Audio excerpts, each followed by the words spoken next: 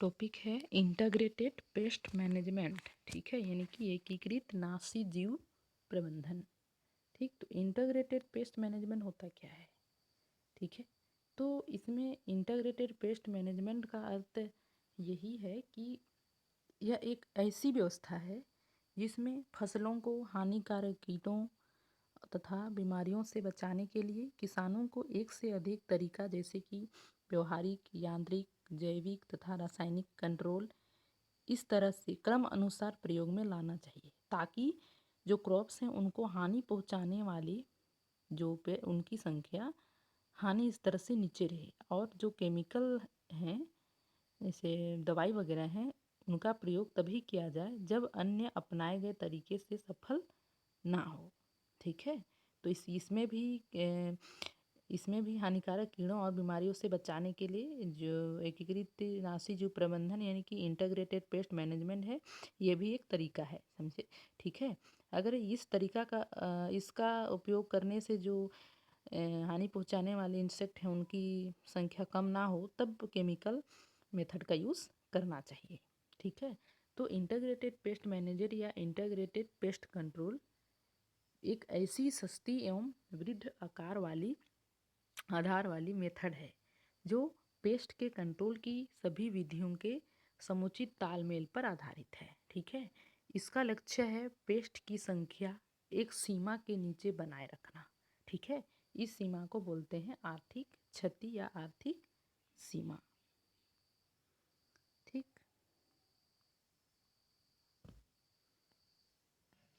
देखते हैं आगे meaning of integrated pest management. ठीक, तो इंटीग्रेटेड पेस्ट मैनेजमेंट अथवा समेकित एनाग्र पैथोजन इंसेक्ट वीड्स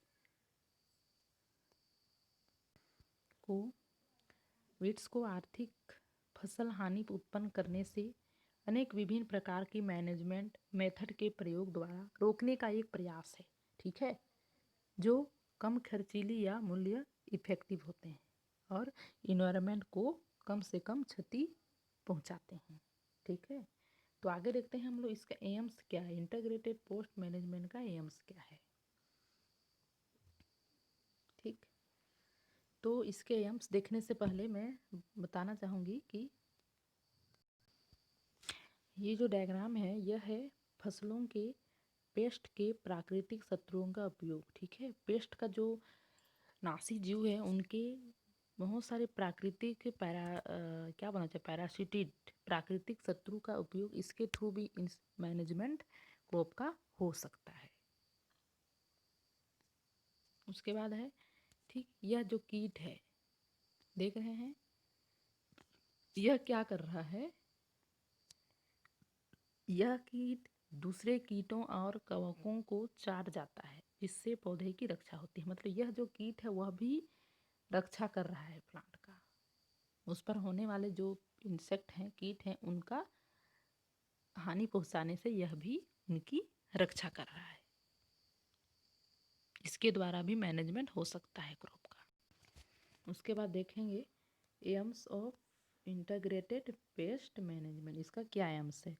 ठीक है, तो देखते हैं कई संगत कंट्रोल मेथड का संयुक्त रूप से उपयोग करना, ये भी एक एम्स है। ठीक, उसके बाद अगला है पेस्ट के लिए प्राकृतिक वातावरणीय प्रपोषी प्रतिरोध को अधिकतम मात्रा में बढ़ाना। ठीक है, थर्ड है फसल की बुआई से लेकर कटाई तक हानिकारक इंसेक्ट डिसीज और उनके प्राकृतिक शत्रुओं की लगातार एवं अव्यवस्थित निगरानी करना, ये भी एक एम्स है। उसके बाद है कृषि उत्पादन में कम लागत लगाकर यानी कि कम लागत लगाकर अधिक लाभ प्राप्त करने तथा साथ साथ वातावरण को प्रदूषण से बचाना। ठीक, ये भी एक एम्स है। उसके बाद और भी इसके एम्स हो सकते हैं जैसे कि कीड़ों और बीमारियों को उनके आर्थिक हानि स्तर से नीचे रखने के लिए बहुत सारी उपलब्ध कंट्रोल मेथड फिजिकल, आनुवांशिक, जैविक ये सभी का रासायनिक नियंत्रण का अधोग्य करना। ठीक, उसके बाद है कीड़ों एवं बीमारियों के आर्थिक स्तर को पार कर लेने पर सुरक्षित कीटनाशकों को सही समय पर सही मात्रा में प्रयोग करना। ठीक, ये भी एक एम्स है। तो इन उद्देश्यों से इंटीग्रेटेड पेस्ट मैनेजमेंट को अपनाया जाता है। ठीक, आगे देखेंगे। और एक है केमिकल कंट्रोल उपायों को केवल आवश्यकता होने पर ही प्रयोग करना। ठीक है, अगर अन्य मेथड के द्वारा अगर पेस्ट का मैनेजमेंट हो जाता है कि तो क्या करेंगे, हम केमिकल मेथड का तभी यूज़ करेंगे, केमिकल वगैरह का। ठीक है, उसके बाद देखेंगे इंटीग्रेटेड पेस्ट मैनेजमेंट क्यों आवश्यक है। ठीक है, क्यों क्यों आवश्यक है, क्यों ज़रूरी है। तो जैसे कि मैं बताना चाहूँगी कि वर्तमान समय में क्या होता है कि एक और देखा जाए तो उत्तम जो वैरायटी हैं उनके आने से उत्तम क्रॉप प्रबंधन अपनाने पड़ता है, इसके क्योंकि जो फसल की पैदावार होती है उसमें भी बहुत सारी अधिक से अधिक वृद्धि होती है। और दूसरी ओर देखा जाए कि जो कृषि हैं उनमें जैसे कि फिजिकल हो गया, बायोलॉजिकल हो गया, क्रॉप रोटेशन, ये सभी के चेंजेस के कारण फसल में तरह तरह के इंसेक्ट और डिसीज में भी वृद्धि होती है। ठीक है, तो इन कीटों व बीमारियों से छुटकारा पाने के लिए किसान क्या करते हैं, बहुत सारे पेस्टिसाइड्स को उपयोग करते हैं। ठीक है, तो ये पेस्टिसाइड किसानों के लिए एक वरदान है, जिसको इस पेस्टिसाइड के कारण ही बहुत सारे समस्याएं आ सकती है। जैसे कि अंधाधुंध पेस्टिसाइड के इस्तेमाल से हमारा वातावरण होता है वो दिन प्रतिदिन प्रदूषित होता रहता है, जिसका इफेक्ट मानव जाति के प्राणी पर ही पड़ता है। ठीक है, विभिन्न प्रकार की जो डिसीज हैं वो भी पैदा होती हैं, जिनका इलाज आसानी से संभव नहीं होता है। ठीक है, उसके बाद में जैसे कि एक ही कीटनाशक इनका बार बार प्रयोग करने से क्या होता है, बहुत सारे जो इंसेक्ट हैं और जो डिसीज हैं उनमें रेसिस्टेंट क्षमता बढ़ जाता है।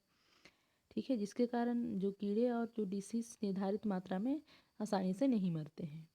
ठीक है, उसके बाद यह भी है कि जैसे कि प्रकृति में जो क्रॉप्स हैं उनको हानि पहुंचाने वाले कीड़ों के साथ साथ हानिकारक कीड़ों को मारने वाले कीड़े भी मौजूद रहते हैं। ठीक, तो जिसके कारण जो केमिकल है उसका अंधाधुंध प्रयोग करने से ये कीड़े हानिकारक कीड़ों की अपेक्षा शीघ्र मर जाते हैं। ठीक, तो जो कीटनाशक हैं, जो इंसेक्ट हैं, वो भी बहुत सारे बुरा प्रभाव डालते हैं। ठीक, उसके बाद है इंटीग्रेटेड पेस्ट मैनेजमेंट क्यों आवश्यक है, क्यों आवश्यक होता है, क्यों ज़रूरी है इंटीग्रेटेड पेस्ट मैनेजमेंट। ठीक है, तो जैसे कि दिन प्रतिदिन फसलों में जो केमिकल का प्रयोग होता है वह बढ़ता जा रहा है, जिससे जो केमिकल हैं उनके अवशोषण की जो मात्रा है वो वातावरण में बढ़ती जा रही है, जिससे मनुष्य तथा अन्य प्राणियों के स्वास्थ्य पर बुरा प्रभाव पड़ रहा है और कई प्रकार की बीमारियां भी जन्म ले रही हैं। ठीक है, उसके बाद है जो केमिकल है उनके अंधाधुंध तथा बिना सोचे समझे जैसे बार बार हम प्रयोग कर लेते हैं, तो जो कीड़े हैं, इंसेक्ट हैं और जो डिसीज हैं उनमें प्रतिरोधक क्षमता पैदा हो जाती है।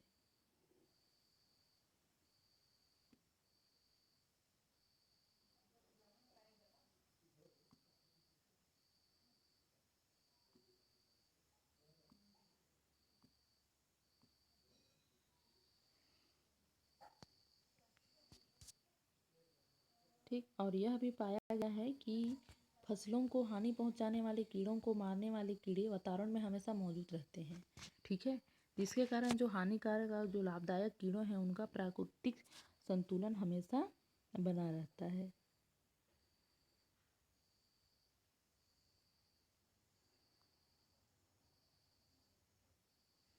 और फसलों को कोई आर्थिक हानि नहीं पहुंचती है, लेकिन बहुत सारे ऐसा केमिकल दवाई हैं जिनके प्रयोग से मित्र कीड़े शीघ्र मर जाते हैं। ठीक है, क्योंकि वे प्रायः फसल की ऊपरी सतह पर शत्रु कीड़ों की खोज में रहते हैं और जो कीटनाशक हैं इनके सीधे संपर्क में आ जाते हैं, जिससे प्राकृतिक संतुलन बिगड़ जाता है। और इसका परिणाम यह होता है कि जो कीड़े हैं वो आर्थिक हानि पहुंचाने की क्षमता नहीं रखते थे, अर्थात उनकी जो संख्या कम थी और वे भी कम होने के कारण नुकसान पहुंचाना शुरू कर देते थे। रासायनिक दवाइयों के प्रयोग से जो किसानों हैं उनका क्रॉप प्रोडक्शन भी खर्च भी बढ़ जाता है, जिससे किसानों के लाभ में काफ़ी कमी होती है।